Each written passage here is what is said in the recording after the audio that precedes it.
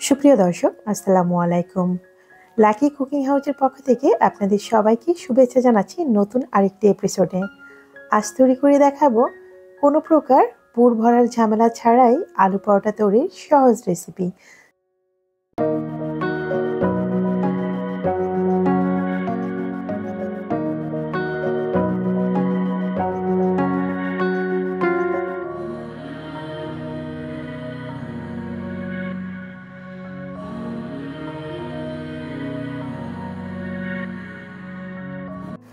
চলুন তাহলে দেখে নিই আলু পরোটা তৈরি করার জন্য আমাদের কি কি লাগবে।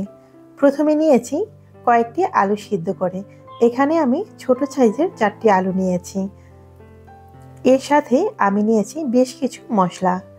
প্রথমে নিয়েছি গরম মশলার গুঁড়ো, এরপর নিয়েছি হলুদ গুঁড়ো, নিয়েছি জিরা গুঁড়ো, নিয়েছি পেঁয়াজ বেরেস্তা, কিছুটা কাঁচামরিচ কুচি, লবণ আর সেই সঙ্গে লাল মরিচের গুঁড়ো, আর হচ্ছে ধনিয়া পাতা কুচি, আর সঙ্গে নিয়েছি 1 কাপ পরিমাণ ময়দা।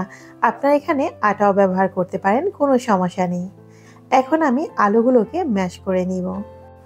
যেহেতু আমরা আলু পরোটা তৈরি করব, তাই হাত দিয়ে এটা চটকে না নিয়ে এভাবে একটা গ্রেটার দিয়ে গ্রেট করে নিলে ভালো হয়।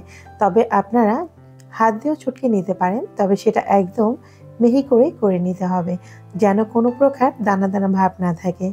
তাই তো আমি গ্রেটার দিয়ে গ্রেট করে নিচ্ছি। গ্রেটার তো এখন কম বেশি সবার বাসায় আছে, তাই আপনারা চেষ্টা করবেন গ্রেটার দিয়ে গ্রেট করে নেওয়ার জন্য। তো আমি এক এক করে আলুগুলোকে গ্রেট করে নিচ্ছি।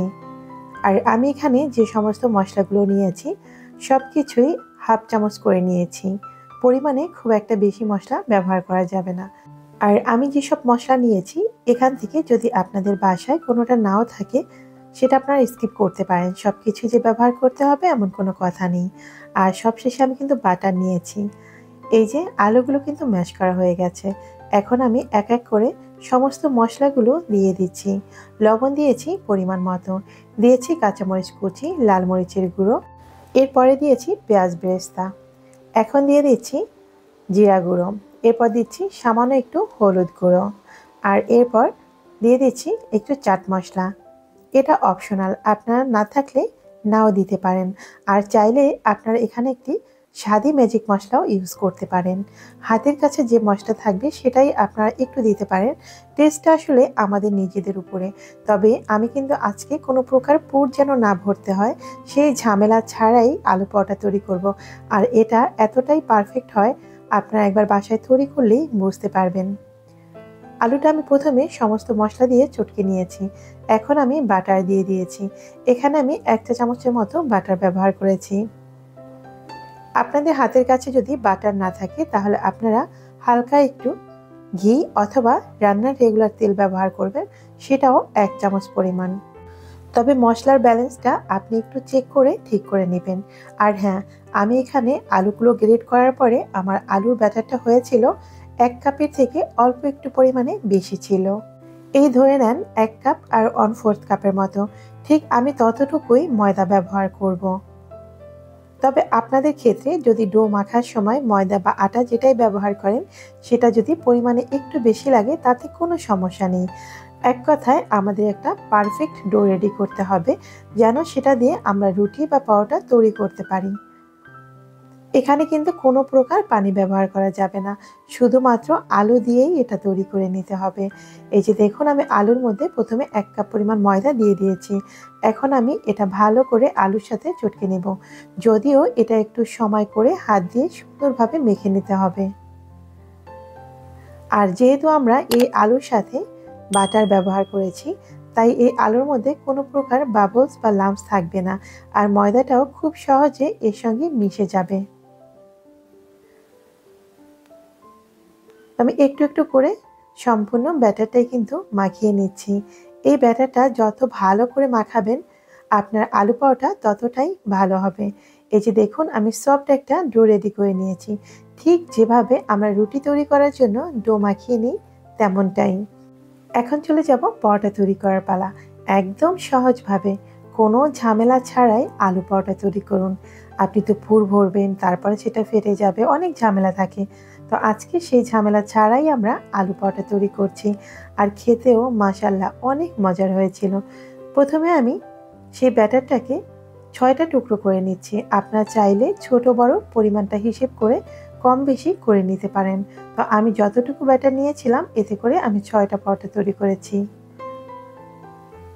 আমি 6 ভাগে ভাগ করে নিয়েছি। এখন আমি 1 ভাগ দিয়ে প্রথমে পরোটা তৈরি করে নিচ্ছি। একদম হাতের মধ্যে নিয়ে এভাবে গোল শেপ দিয়ে নিতে হবে। ঠিক রুটির মতোই আমরা তৈরি করে নিব। আর এটা তৈরি করার জন্য আমরা হালকা একটু ময়দা ছিটিয়ে নিচ্ছি। এখন আমি এটাকে বেলুন দিয়ে বেলে নিব, ঠিক রুটির মতো করে।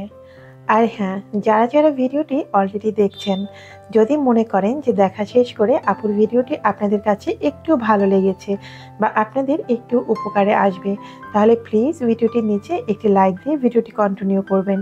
আর হ্যাঁ, ভিডিওটি ভালো লাগলে অবশ্যই চ্যানেলটি সাবস্ক্রাইব করে আমার এই ছোট্ট চ্যানেলটির সঙ্গেই থাকবেন।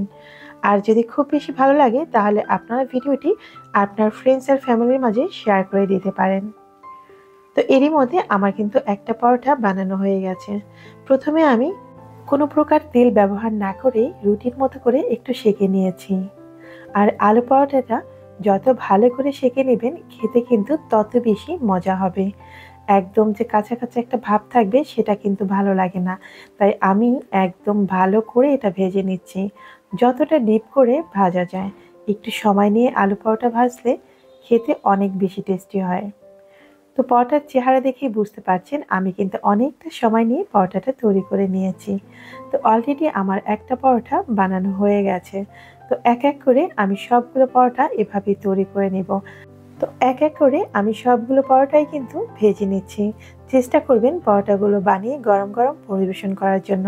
আর হ্যাঁ, আপনারা যদি এই পরোটা বানিয়ে ফ্রোজেন করতে চান তাহলে সেটাও কিন্তু করতে পারেন।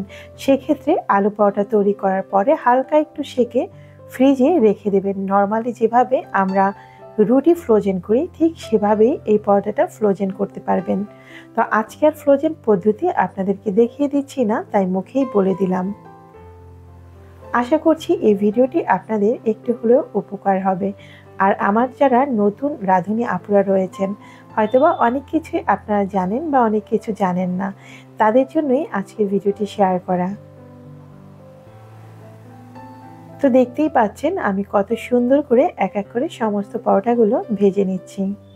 কোনো প্রকার পুর ভরার ঝামেলাই কিন্তু ছিল না। আর খেতেও মাশাআল্লাহ অনেক টেস্টি ছিল। আপনারা এই পরোটাগুলো কোনো কিছু ছাড়াই এমনিতে এভাবে খেতে পারেন।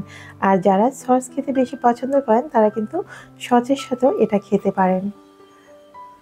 তো আপনার যেভাবে খেতে ইচ্ছে করে আপনি সেভাবে এটা খেতে পারেন। তবে নরমালি এটা কিন্তু খালি খেতেও অনেক বেশি টেস্টি হয়ে থাকে। তো ভিউয়ার্স, আমার রেসিপিটি এ পর্যন্তই শেষ। তো আজ এখানেই বিদায় নিচ্ছি। দেখা হবে নতুন কোনো এপিসোডে। ততক্ষণ আপনারা সবাই ভালো থাকবেন, সুস্থ থাকবেন। আল্লাহ হাফিজ। আসসালামু আলাইকুম।